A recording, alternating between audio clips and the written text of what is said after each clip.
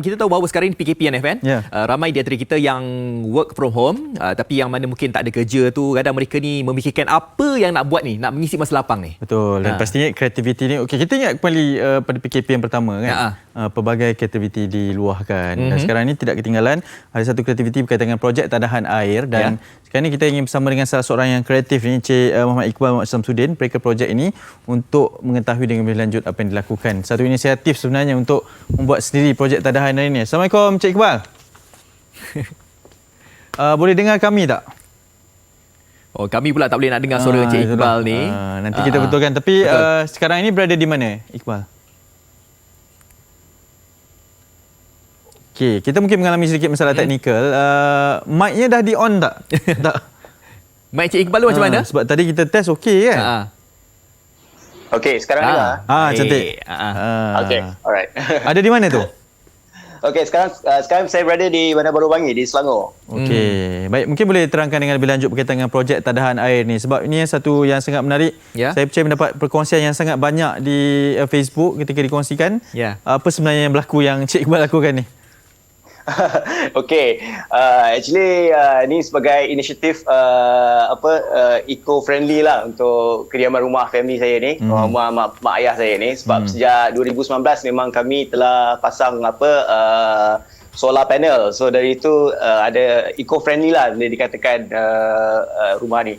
So dari situ sejak PKP dilaksanakan, saya macam memang bekerja dari rumah. So banyak masa jugalah yang terluang. So kebetulan rumah ni ada tengah buat renovation palung air di sekitar keliling rumah. So instead of air yang tu mengalir ke parit, saya terfikir why not kita kumpul air tu untuk kegunaan yang selain daripada makan dan minum. Sebab saya fikir, saya ada baca lah, actually almost 40% lah daripada air yang isi rumah yang digunakan setiap bulan adalah digunakan untuk boleh digantikan dengan air hujan, seperti dobi, basuh kereta, untuk garden, dan macam-macam lagi lah yang bukan tak perlu bekalan air yang terawat. So jadi masa tengah baiki palung air tu, saya bagi tahu kontraktor tu macam untuk divertkan air tu kepada projek saya ni, which is yang kalian boleh nampak dalam skrin tu,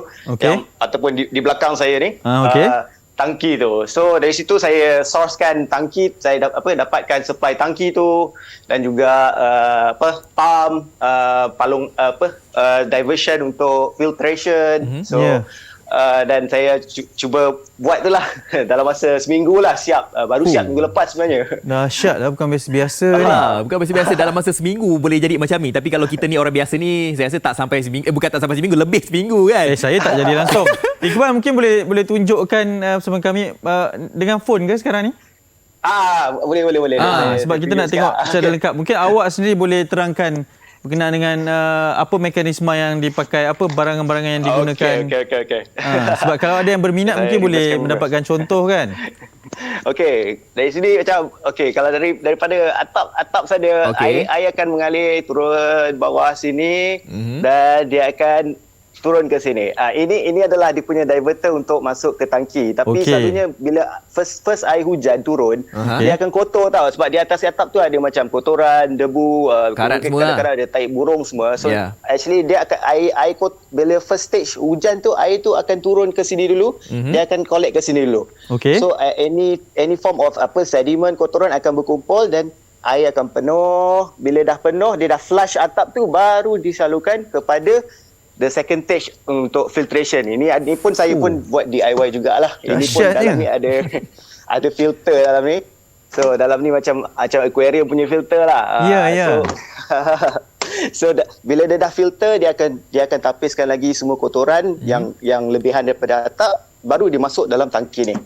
So tangki ni actually ada dua tangki. Satu tangki ni 1,000 liter. So saya ada 2,000 liter kat sini. So water level tu dia akan naik sama paras. So bila dah penuh, ataupun tak kisahlah penuh atau tidak, dia akan, ini pump ni 200 watt, dia akan sedut air daripada sini, and then kat sini ada lagi satu stage filtration, And then kat sini dia akan distribute. Satu ni actually akan pergi ke mesin basuh di rumah. So Adobe memang akan pakai air hujan ni. Wow. Yeah. Dan satu lagi ni akan pergi ke pilih air untuk basuh kereta, untuk siram pokok bunga semua lah. Siram pokok bunga.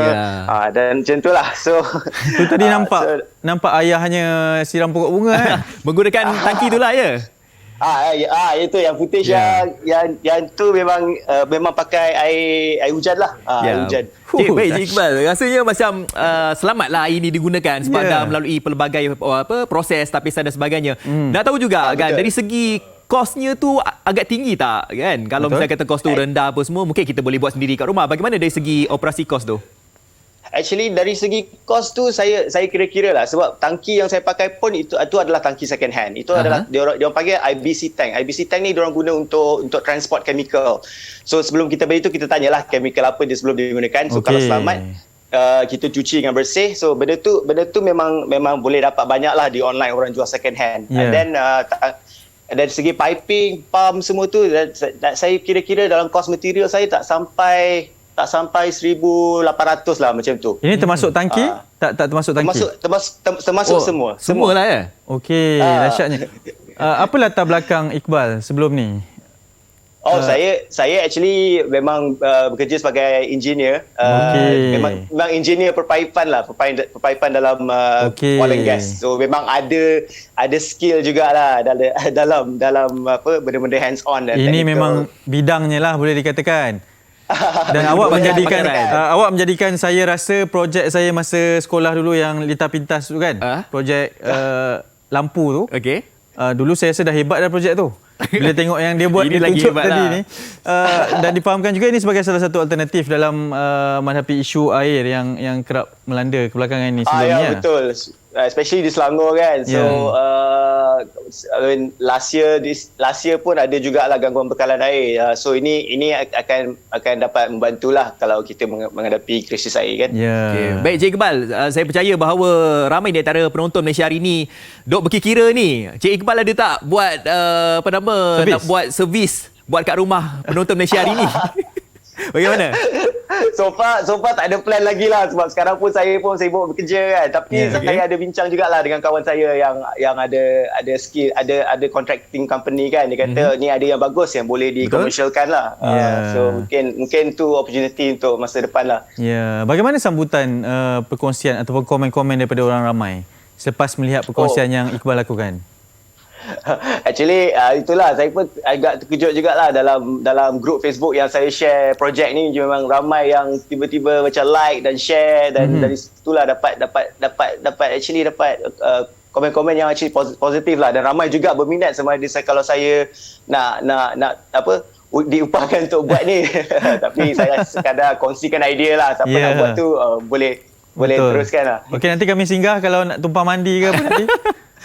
Kalau rumah kami tak ada air, confirm datang rumah Cik Iqbal nanti. Okey, baik Cik Iqbal, terima kasih di atas masa diberikan. Sama-sama. Assalamualaikum. Waalaikumsalam warahmatullahi. Itu dia seorang yang kreatif, inovatif dan juga inventif bagi saya. Sebab apa? Mengguna pakailah kepakaran yang beliau ada sebagai salah seorang daripada engineer kan.